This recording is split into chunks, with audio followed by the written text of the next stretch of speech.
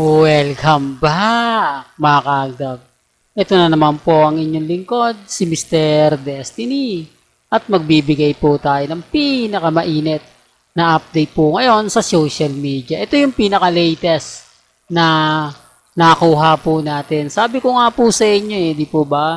Si Dominic Roque po talaga ang totoong karelasyon ni Alden, ba yun? Naku, mababash ka ng mga Alden fanatics. Pasensya na po kayo.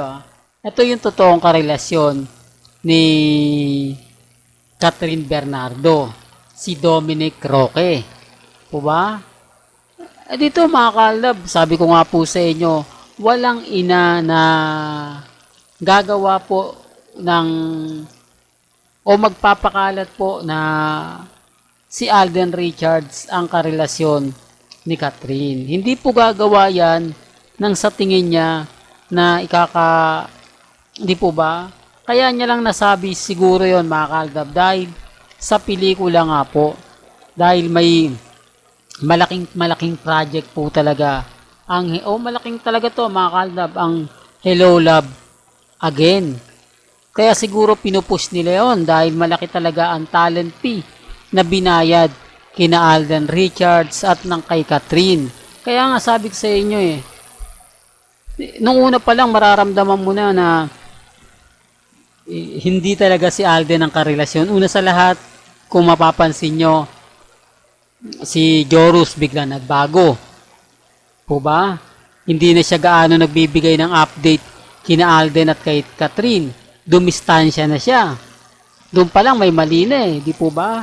Bakit didistansya si Jorus kung may relasyon naman talaga sina Alden at si Catherine? Malamang aasarin niya pa yan Di po ba? Sasabihin niya, wag nyo nang itagong dalawa. Dinidinay nyo pa Kitang-kita naman yung galawan nyo. Doon pa lang, wala Pangalawa, yung mga nangyayari po sa Canada, wala nga pong behind the scene na inakbayan, hinalikan man lang. Di po ba? Yung off-cam yung nakikita po natin kila Mengay at kay Alden.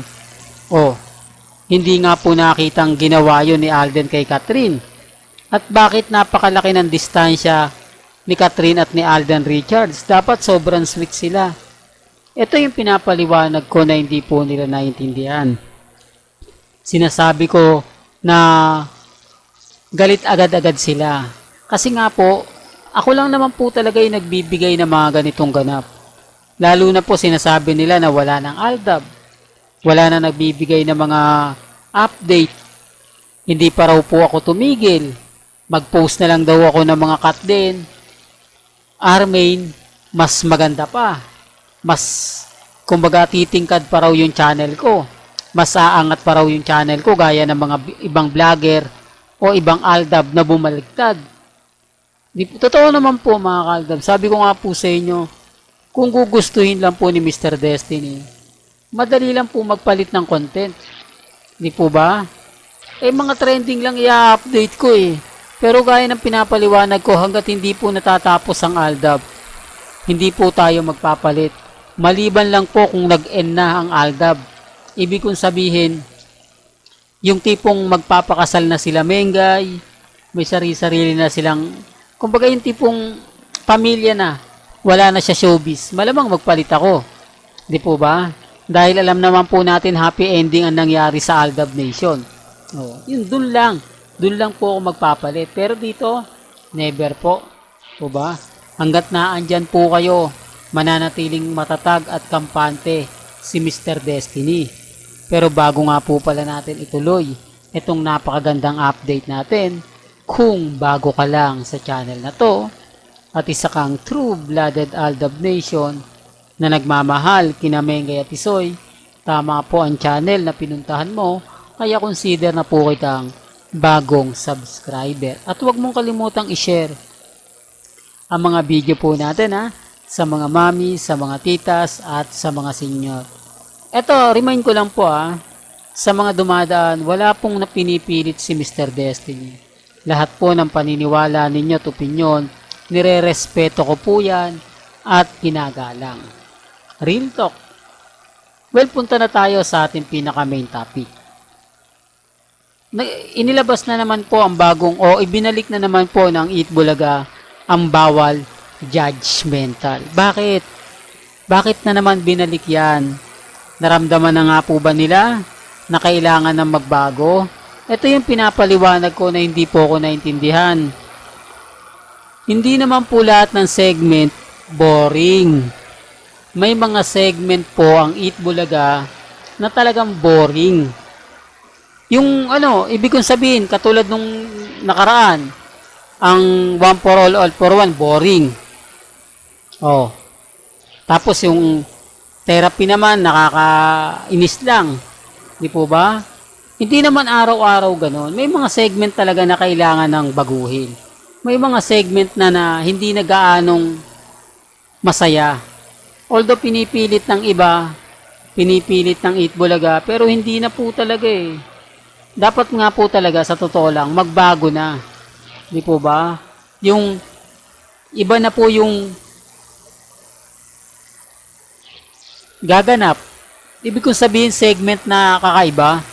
Kasi kita nyo, wala rin po talagang nagbago eh. Kulang na kulang po talaga sa energetic. Na hindi naman po kaya buhatin yan ng iilan lang. Kailangan lang talaga may tulungan.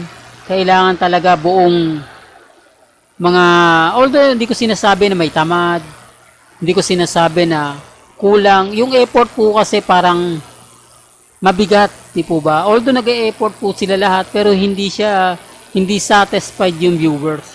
Hindi satisfied yung mga taong na nakakapanood. Kaya nga sabi ko sa inyo mga kaaldab, kung magbabasa po kayo ng mga comment, magbabasa po kayo ng mga sinasabi sa Instagram, sa Twitter, sa Facebook, doon nyo lang po malalaman, doon nyo lang po maiintindihan. Bagamat maraming mga kwento, maraming mga sinasabing ganito, sinasabing ganyan, okay lang naman po yun. Ang importante na lang naman mga kaaldab, maging updated po kayo. Ano man po yung mga nababasa ninyo, napapanood ninyo, napapakinggan, relax lang. Malay nyo, di po ba, bukas sa Makalawa, iba na po yung pinag-uusapan. Iba na po yung bida. Di po ba, tayo na. Yan ang inaantay ko. Yan ang, kumbaga, inaabangan ko. Kaya nga po, hindi ako basta-basta nagpapatinag. Hindi tayo basta-basta sumusuko. Lalo na pag sinasabi nilang ganito, ganyan. Di po ba? Kaya nga po ako, kita nyo, kampante, 101%. Real talk mga kaaldab, hindi basta-basta nagpapatinag at hindi basta-basta nagpapatalo. Hanggang dito na lang po ang ating latest updates. Kaya kung gusto nyo pa po ng pinaka-latest at sariwang update, abay tumutok lang po kayo dito po sa channel ni Mr. Destiny para updated po kayo sa mga latest at sa mga bagong video po na ilalabas po natin maya-maya lang. Hanggang sa muli, salamat po sa panonood at pakikinig.